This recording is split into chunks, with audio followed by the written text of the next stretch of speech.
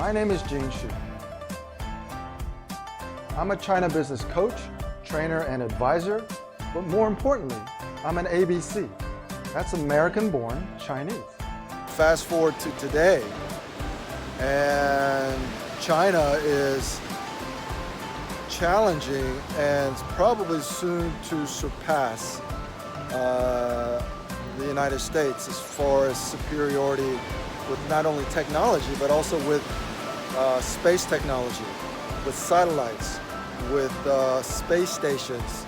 I think China is planning to put the first person on Mars. At the intersection between America and China, I'm concerned about the lack of cultural awareness on both sides. So I started having conversations with my unborn son. I want to try to explain our world in context in order for him to make better sense of his world. And I want him to develop a healthier attitude, mindset, and approach towards anyone from a different culture. And the thing to really keep in mind is that China manages these systems completely different than America and Western democracies. Welcome to Season 2 of Generational ABC Podcast, another series of conversations between me and my unborn son, one ABC to another.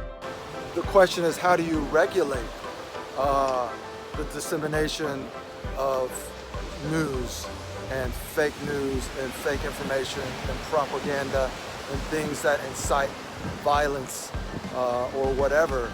In China, it's completely different.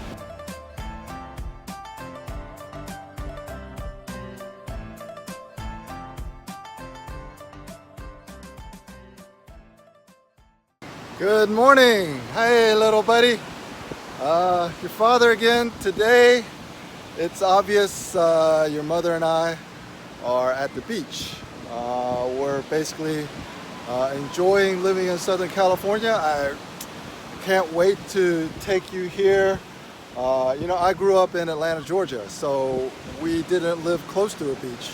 We went to the beach maybe once a year to maybe like Orlando or Daytona or Fort Lauderdale Beach, but we didn't live near the beach, which is something that we do now. We're about 10 or 15 minutes away from many beaches here in Southern California, and this is just a kind of different lifestyle and a different culture all within the United States. West Coast culture is different than East Coast culture. The political views here are generally less conservative than the views over where your father grew up, which is the South or Atlanta, Georgia. So this season is really trying to talk about turning points. So again, I don't think about the topics in advance. So I didn't really think about what turning point relates to kind of this environment. So maybe I'll just talk about the contrast. So here, you can see that this is a lot of people are kind of at the beach. It's fairly clean, and the density of people for us here in Southern California, this is actually around the middle density. That means like Huntington Beach and Laguna Beach probably have even more people, but this entire coastline is beach. So let's just say 10 minutes south would be Crystal Cove Beach, which there will be much less people.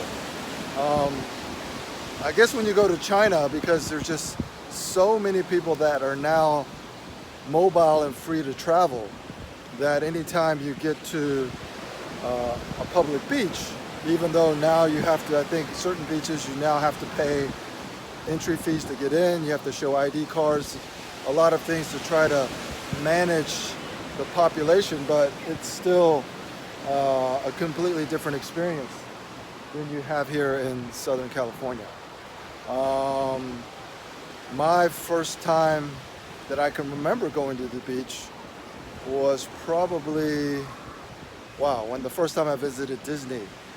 We went to Disney World and Epcot Center in Orlando, Florida, and I just remember being completely blown away by the possibilities in outer space, going to the Epcot Center. And I remember they had you had very early simulations of computers where you could do simple programs and play simple games.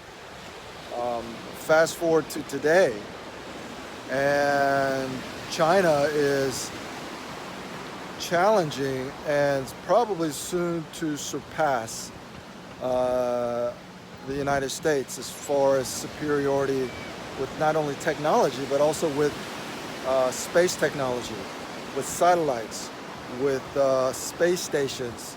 I think China is planning to put the first person on Mars, whereas 50 years ago, America was the first to put a human being on the moon.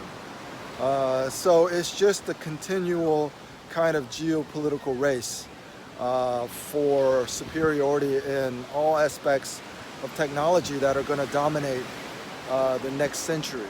And that would be obviously space travel, green energy, artificial intelligence, robotics, surveillance, a lot of these things. And the thing to really keep in mind is that China manages these systems completely different than America and Western democracies. So for example, Facebook, which is the world's leading platform for social media, they do a lot of things that have hurt the privacy of people on Facebook. So now in the current time, and it'll be interesting what happens 5 years from now to see if Facebook actually is able to launch their own cryptocurrency. But the lawmakers here in the US don't trust Facebook to control money. So their attempt to launch a cryptocurrency is met with a lot of skepticism and resistance by lawmakers, and rightfully it should. But in the macro sense, Facebook's competitors in China, which are now almost as large, they operate by a completely different set of rules. If there's surveillance, if there's lack of privacy, if there are things that are monitored and censored, that's all in coordination with the Chinese Communist Party. Whereas here in a democracy, the question is, how do you regulate the dissemination of news and fake information and propaganda and things that incite violence or whatever. In China, it's completely different. Alibaba, Baidu, Tencent, the owners of WeChat and all of that stuff, they have to work in coordination with the government. So what is allowed on their platforms is basically state control. Now, I'm not even sure which is a better system. Maybe the Chinese system is better because, but it's better only in the sense that it prevents some of the activities that happened in the 2016 election. And when you look back in history, it'll be interesting how history talks about this period where Donald Trump was elected president and the Russians interfered with our election by kind of pitting opposing groups against each other. For example, they would organize competing rallies at the same area. So when people on the left and people on the right came to organize and protest or to demonstrate, they happened to converge, and then that would obviously lead to more violence and whatever. And the fact that that would never happen in China because it's regulated and controlled, well, you could almost say that's a benefit of state-controlled and state-regulated internet and social media. Now, obviously, I'm not preaching for that. I believe in democracy and freedom as much as any other American, but it's just how do you find the right balance? Nothing is absolute. So I think the key to what's going to happen in our future is how do the competing systems actually integrate together for the benefit of more everyday people, and especially the less privileged people around the world. And I think that'll be key. So, well, anyway, we're in a great environment here in Southern California. As you can see, we get to enjoy this kind of lifestyle. And hopefully, this place will kind of continue to be like this in 10 to 15 years while you're growing up.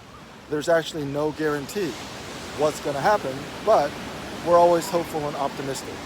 And so it's, again, I just love kind of sharing these thoughts with you, sharing what the world looks like today in 2019, the day that you will be born, and hopefully guide you on a path to not only have a very happy and successful life, but also to have an impact on the world by being more culturally aware between the current affairs and dynamic between America and China, being an American-born Chinese or being ABC. All right, so love you, little buddy. Talk to you again soon.